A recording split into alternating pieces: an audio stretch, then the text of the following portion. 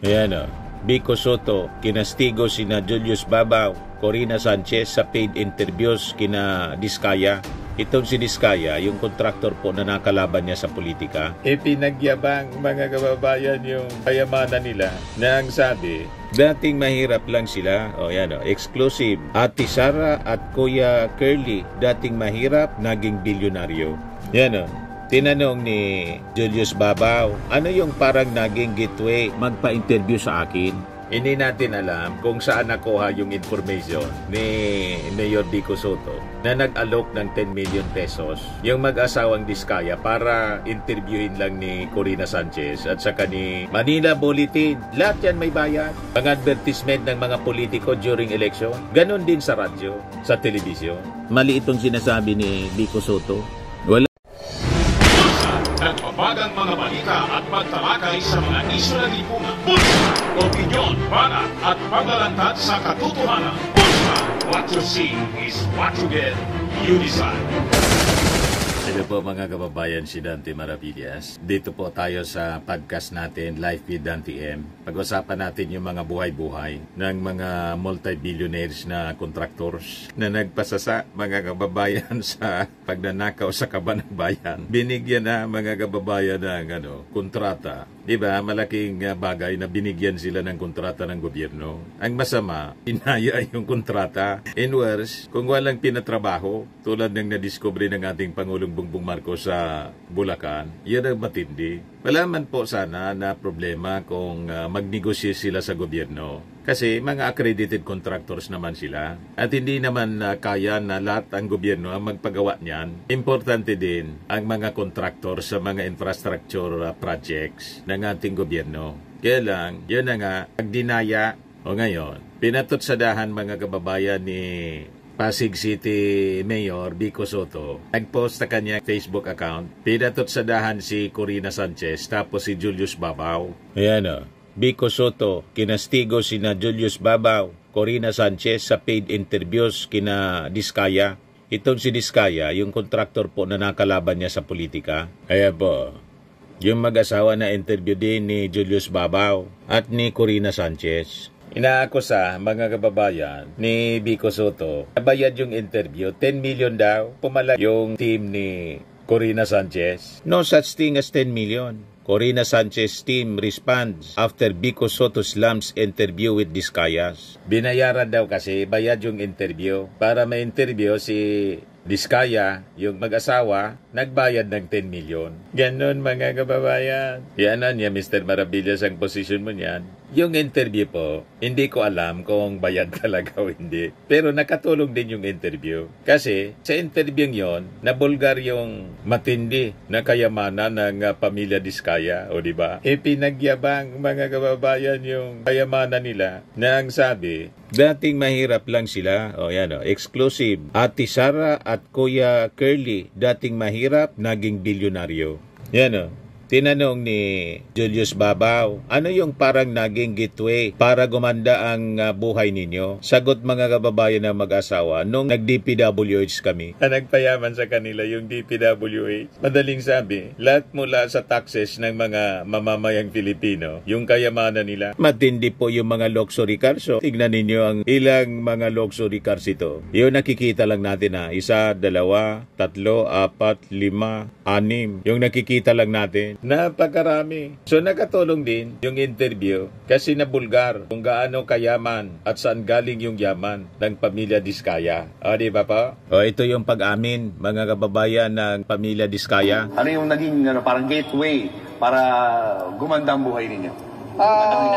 Nag-DPWH kami. Ayan, okay. Paano yan? Nasilo sa bibig. Yung construction company, mga kababayan, ng pamilya Diskaya, kasama doon sa top 15 na pinangalanan ng ating Pangulong Bongbong Marcos na involved sa mga anomalies sa flood control projects sa buong bansa. O ito yung post ni Vico Soto. Mga kababayan, 20 hours ago, sabi ni Vico Soto, with these interviews niya, again, going viral, let's look at it from a different angle.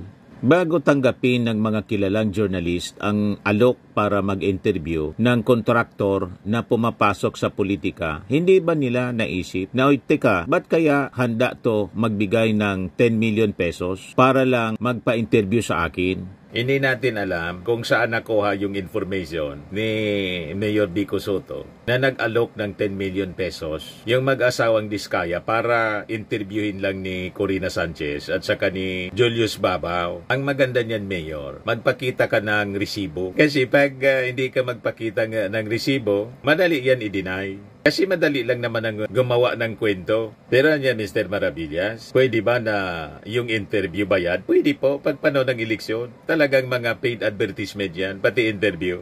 Ina-arrange mismo. Pero that is part of the, hanap buhay ng mainstream media. Alam ko yan kasi galing ako sa mainstream media. Nung nasa mainstream pa ako, ang mga kandidato umiikot sa mga radyo, telebisyon.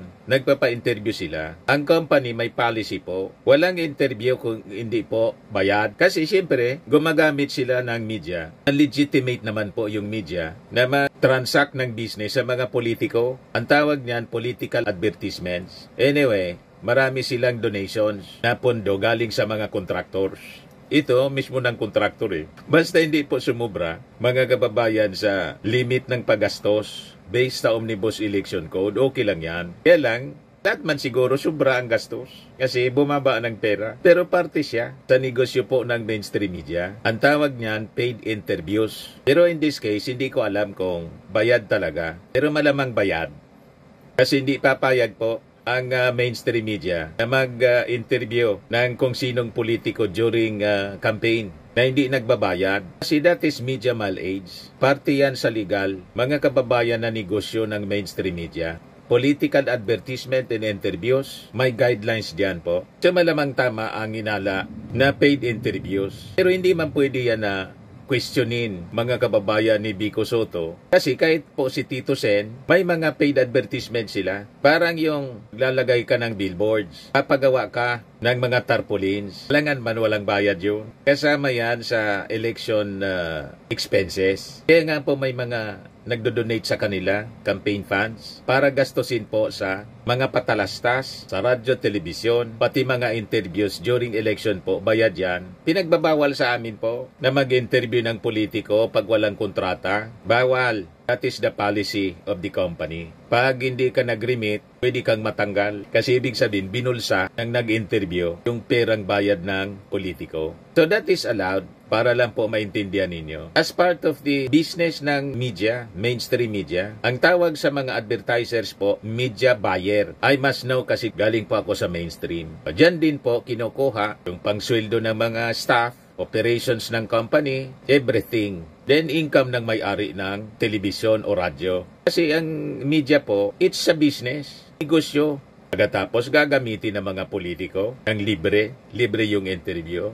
Hindi man po maaari ang ganun. Magpapasikat sila, nakilala ng mga tao, kanilang pagkandidato libre, pero yung paggagawa nila ng advertisement, tulad ng tarpaulin, may bayad. Kasi siyempre, babayaran mo yung pagpagawa ng tarpaulin, pati yung ad space, mga billboards, may bayad yan. Kailangan man wala. Anong ipapasweldo ng company, ng mga billboards sa mga tao nila na nakakabit ng mga tarpaulins, di ba? Hanap buhay po yan na legal ng mga media companies. Kaya I think, hindi ako sang-ayon dito sa patutsada ni Vico Soto. Itanong mo kay Tito Sen kung paano nag-operate ang Itbulaga. May mga agents nga sila. May rates yan mga kababayan. Si Julius Babaw is operating his own independent production company. Si Corina nasa bilyonaryo news channel. So siyempre, kung si Corina yung contact, bayad yung airtime pagkatapos, malamang may commission din sa 10 million kung totoong 10 million. May commission man siya doon. Usually po, sa mainstream media noon, binibigay sa amin 15%. So, kung 15% ng 10 million, ang share ni Corina Sanchez kung siya yung agent, kay Diskaya, kung totoo sa amin kasi 15% dito, 10 to 15%. Minsan binababa, depende sa may-ari. Minsan 10% na lang. Pero kung 15%, halimbawa, 1.5 million din yung commission sa isang interview ni Corina Sanchez. Sanchez. That is legal. Kasama yan sa hanap buhay namin sa mainstream media sa panahon ng eleksyon. Hindi yan pwedeng questionin. Ano naman kami mabubuhay? Ang mabuhay lang pala yung mga politiko. Pagkatapos nilang manalo, wala nang paki. Sige na lang ang kubra. At yung mga nasa mainstream media, they are taxpayers. Nagbabayad sila ng buwis. At si Corina, saka si Julius Babaw, mga celebrity sila. Di ba? So, mahal ang rate. Nakita ninyo pag eleksyon, ang mga celebrity kinukuha ng mga politiko. Anong masama doon? Para mag-endorse during the campaign. Kasama yun sa hanap buhay nila. At alam niya ni Vico Soto, kasi yung tito niya, si Tito Sen, politiko at artista, binabayaran talaga ang mga artista at mga media practitioners sa panahon ng eleksyon para mag-endorse. Yan kung gusto nila mag-endorse. Naintindihan na ninyo? Kaya mali itong pag-question ni Vico Soto. Nasabi niya, hindi ba nila naisip na, oy, teka, ba't handa to magbigay ng 10 million pesos para lang magpa-interview sa akin? Ngayon, kung nagnakaw, halimbawa galing sa nakaw yon na 10 million, hindi na yon sagutin ni Corina Sanchez o kaya ni Julius Babaw. Kaya boli ninyo, si Diskaya, hindi man kasabot dyan si Corina Sanchez sa si Julius Babaw sa pagnanakaw halimbawa ng mga Diskaya, pandadaya sa mga projects. Malaman sila. At yung gustong magkaso sa pamilya Diskaya, halimbawa si Vico Soto, di kaso ninyo. Ganon lang po. Hindi maalam ni Corina saka ni Julius Babaw na galing yun sa nakaw. Although, makaduda talaga kasi yumaman sila dahil sa pagiging kontraktor. Pero sagutin nila yon, problema nila yon. Hindi man problema na nag-interview. Tama pa? Saka, ang tao, halimbawa itong pamilya Diskaya, diba akusado po, inaakusang nagnakaw, halimbawa, tulad ng pamilya Marcos, inakusang nagnakaw, dumikit na yung salitang magnanakaw. Pero tingnan ninyo, wala man na patunayan. Ito, kung talagang nagnakaw itong mag-asawa, kailangan po patunayan.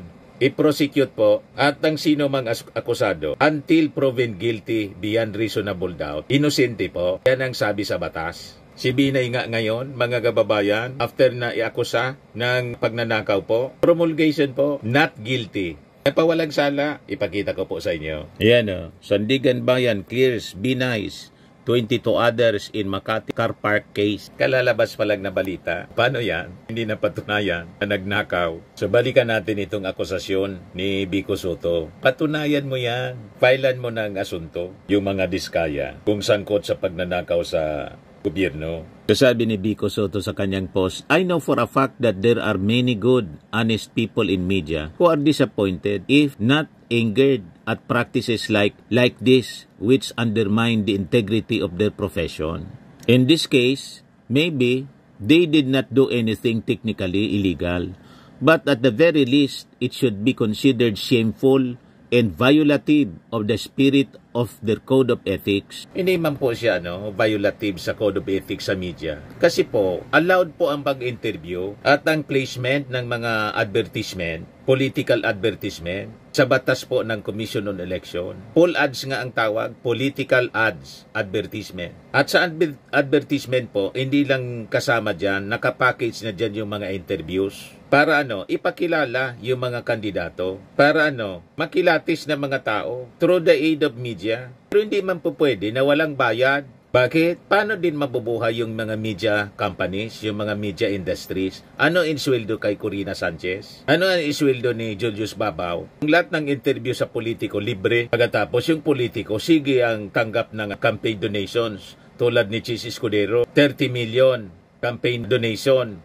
Tapos si Joel Villanueva, 20 million. You see? Pagkatapos, nagpapasikat sila through television and radio, libre. Paano na yung operations ng radyo at television? Anong pansweldo niyan? Anong pambayad sa kuryente? Paano yung operations ng company, media company, kung ang interview libre o kung hindi sila tatanggap ng payment galing sa mga kandidato? Kung nagnakaw yung mga kandidato na kontraktor, hindi yung problema ng media. Panagutin ninyo yung kontraktor na nagnakaw at nagkandidatong mayor. Pero patunayan ninyo sa husgado. Kung mo ba, in-interview ni Corina Sanchez tapos ni Julius Babaw, damay na kapag nanakaw o pandadaya sa mga project sa flood control, itong si Corina at saka si Julius Babaw. Ano man kinalaman niya doon? Di ba? Very reasonable naman po.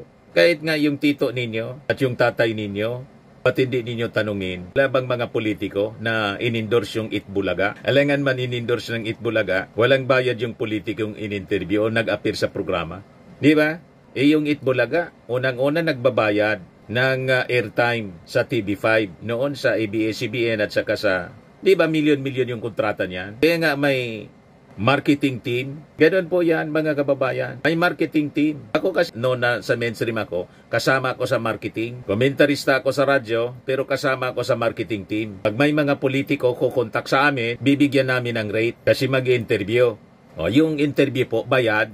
Alam naman yan ng mga tao. Tapos, diretso advertisement. Bayad yan lahat. At ng interview sa radyo po, bayad sa telebisyon. Walang politikong lalabas during campaign period. Bawal yon sa amin na mag-interview. Kasi pag in-interview, walang remittance ng pera sa cashier ng company. Ibig sabihin yan, binulsa ng announcer. In-interview na, di man libre. Hindi lang pumasok yung pera sa company. Binulsa ng announcer o reporter. Itanong ninyo sa mga reporter. Yan ang sistema. Kasi media is a business. Nakakita kayong media na hindi negosyo? Inquirer, nakita ninyo ang daming advertisement. Manila Bulletin, lahat yan may bayad. Ang advertisement ng mga politiko during election. Ganon din sa radyo, sa telebisyon. Mali itong sinasabi ni Vico Soto. Walang violation sa Code of Ethics na sinasabi po ninyo. Spirit of their Code of Ethics. Pwede silang magtago sa gray areas. Hindi naman journalism ito. More of lifestyle lang. Kailangan kasi ng sponsor. Pero wag na tayong maglokohan. They rose to national prominence as broadcast journalists, news personalities. Puunan dapat nila ang kanilang reputasyon at kredibilidad. At sa ganitong kalakaran, ito rin ang reputasyon at kredibilidad na pinahihiram nila sa mga korap kapalit ng pera. Hindi ibig sabihin po na in-interview ni Corina Sanchez at ni Julius Babaw, si Diskaya, kasama na sila sa pagkurap. Ang binabayaran lang ng pamilya Diskaya kay Corina at kay Julius Babaw, kung totoong binigyan ng 10 million, tig 10 million pesos, yung interview para siya makilala at maipahayag kung ano yung mga plano. Yun man lang yun. Hindi man sila kasama doon sa kontrata. Na hindi tinupad yung kontrata, kundi binulsa yung pera. Kontrata sa DPWH. Alamang kung mayroon man ang mga kasabwat, mga taga-DPWH tapos congressman. Hindi doon kasama sa pandadaya si Corina at saka si Julius Babaw. Si Julius Babaw, kumbaga binayaran yung kanyang serbisyo bilang taga-media, nag-interview para makilala. Yan man lang yun. Ibig bang sabihin, pag nakasuhan ng pagnanakaw, korupsyon, yung pamilya Diskaya, kasama sa dapat na may kaso si Corina at saka si Julius Babaw, sumama sa priso? Walang ganon. Kasalanan yun. Pamilya Diskaya, sila yung nangurakot. Ano man ang pakino ni Corina saka ni Julius Babaw sa pangungurakot ng pamilya Diskaya? Sumobra pagpalinis ni Vico Soto, pabida, pumunta ka sa Congressional Investigation. O kung hindi, wala kang tiwala doon sa Kongreso, di doon ka sa Senado.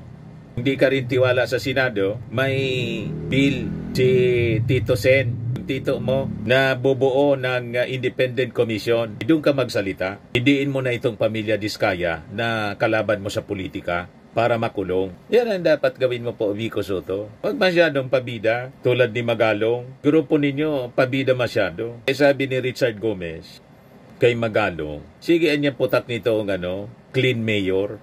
Patama kay Magalong. Kanya-kanyang pabida, mga kababayan, ngayon. Matapos na ibulgar ng ating Pangulong Bongbong Marcos na pinsing mga contractors, sabit dito po sa mga anomalous flood control projects. Sabi niya rito, let's remember that corruption is systemic. It permeates into every sector of society, not just government.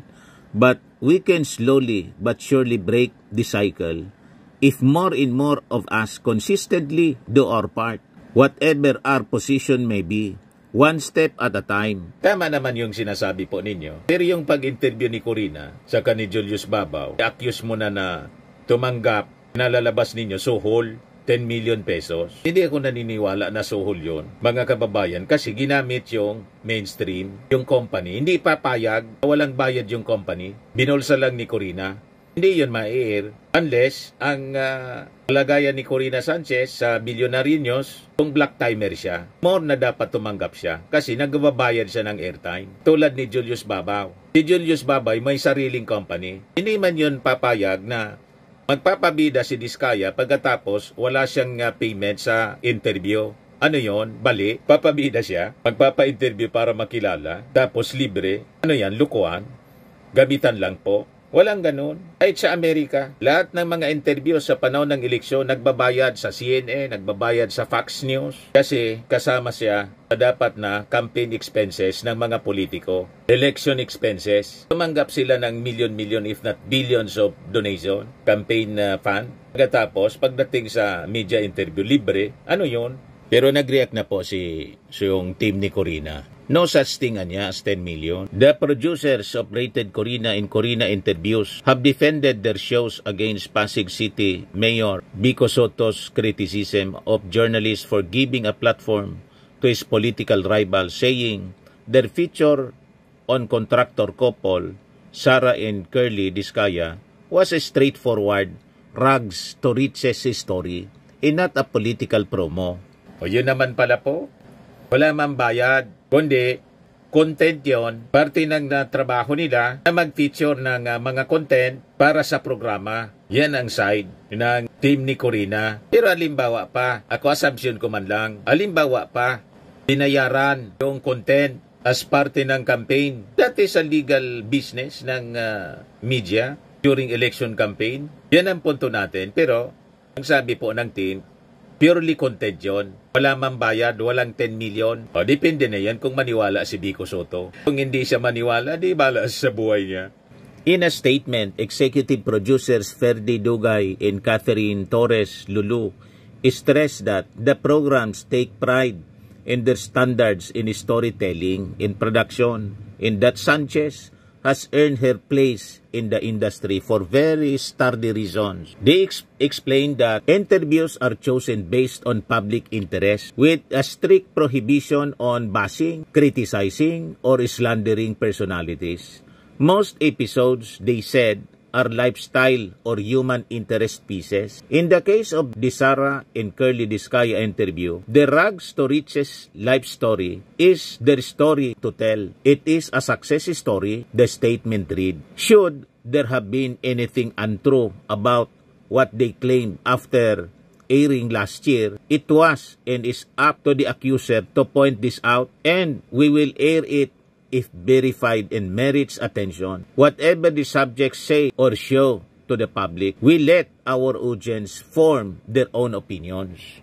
So yung design ng programa po, yung content niya, para mag-inspire. Ngayon, kung sa tingin ni Vico Soto, hindi inspiring ang buhay ng mga Diskaya, i-prove niya na hindi inspiring. I-prove niya na ang mga kayamanan niyon, lahat nakaw, para masaya siya. Pero insofar as yung producer, wala mang masamang hangarin, kundi mag-feature ng mga kwento na sa tingin nila would inspire people kung paano naabot yung tugatog ng tagumpay. O ngayon, kung halimbawa may problema yung pagkamal nila ng kayamanan, ibang istorya naman yun. Di ba? The producers added that the idea to feature the Diskayas came from the production team, not Sanchez, and that at the time of the taping, there were no pending issues against the couple. Sanchez, they said, only learned on the day of recording that Sara Diskaya was planning to run for mayor. They also noted that the shows have previously featured many public figures, including Soto's relatives, Senator Tito Soto, Vice Mayor Gian Soto, MTRCB Chairperson Lala Soto, as well as Vice Mayor Dodot Jaworski. The Diskaya interview, they said, aired in November 2024 and January 2025, months before the campaign period. And like all other candidate features, has since been taken down from official sites. Ang gustong mangyari siguro ni Vico Soto, yung sila lang na mga Soto ang interview ni Corina. Galit siya kasi umaban sa kanya bilang mayor. Lahat naman po may karapatan na kumandidato. Di ba po? O ngayon, natalo nga si Diskaya, ano pang problema ninyo? Kung may problema kayo doon sa kayamanan na paniwala siguro ninyo ninakaw, i-prove ninyo sa husgado para masatisfy po kayo. Di ba? Pero kung idamay ninyo yung nag-interview man lang, dinamay ninyo sa galit ninyo sa pamilya Diskaya. On the matter of sponsorships, the producers acknowledge that some segments are paid but clarified these are declared with the knowledge of the station management. Ayan, tama po. Net 25 issues, unofficial receipts to paying clients. There is no payment for airing on any ABS-CBN platform. Everything aired is declared in above board. They dismissed Soto's claim of a 10 million interview placement as an outrageous misrepresentation, malicious insinuations posted on Facebook which publicly besmirch the reputation of our shows or Ms. Sanchez clearly constitutes cyber libel. Sabi po sa statement. Paila na ninyo ng cyber libel. Lumaki na rin yung ulo ni Vico Soto. Lagi kasi siyang pinipraise, lalo ng mga dilawan. Kaya lumaki na rin yung ulo. So kailangan pukpukin na siguro din. Paila na ninyo ng cyber libel para matuto. Masyado ng mayabang. Batang-bata pa kasi, mga kababayan, naging mayor na. Kaya medyo yumabang na din. The producers also emphasize that the Discayas are not authorized to use the video for campaign purposes, calling the interview benign. The malignancy niya may be in your interpretation. Sabi nila kay Vico Soto, while we recognize free speech in the platforms with which we express opinions, there is also such a thing as thoughtful restraint that benefits truth and fairness. We all claim to be Christian after all. Ito yung interview ni Corina kay Sara Discaya. So anyway, mga kababayan, baka mag-file nga ng cyber libel laban kay Vico Soto. Kailan na ninyo para mabigyan din ng diksyon itong batang ito? Masyado nang yumabang. O laging tatandaan po, sa buhay, you become what you believe. Ako po si Dante Maravillas. Bye-bye. God bless. Ito naman po, Firmax Firming and Lifting Cream. Pinapahid po sa mga pulses in affected area. Mainam po sa paninigas ng mga kaso-kasuan. Ito naman po, Automax Radiant Serum. Sa mukha naman yung application. Anti-aging po siya. You will look 10 years younger than your age. Sa mga cancer patients naman po, baka lang gusto ninyo itong itry. Neng siya Red Mix Fruit Drink. Hindi mo po siya gamot, food supplement siya. Kaya lang, gawa siya mga kababayan sa goji berry. Yung goji berry may anti-cancer properties. O ngayon, yung mga inquiries ninyo, dumiritso na lang kayo sa aming messenger sa Facebook para masagot namin agad. Ayos pa? Ayos na ayos niya, Mr. Maravilla. But anyway, ito po pala yung aming bagong product na binibenta online. I am worldwide amazing pure organic barley powdered drink mix from Australia. Negosyo to ng aking anak na architect entrepreneur Riz Maravillas. Ayan po. Kontakin na lang po ninyo siya, Riz Maravillas on Facebook. Ang mga health benefits niya, boost immunity, improves digestion, enhance energy levels, packed with antioxidants, prevent cancer. Sa mga nagana po ng malinis and spacious fitness gym, pumunta lang po kayo sa aming Colossal Fitness Gym. May Grab car rental din po kami. Ito naman po yung bago naming product na binibenta online. Eye Glow Serum, whitening po siya. Tingnan ninyo yung epekto sa aking anak na architect before and now. Yung mga inquiries po ninyo, dumiretso na lang kayo sa kanyang Facebook account, Riz Maravillas.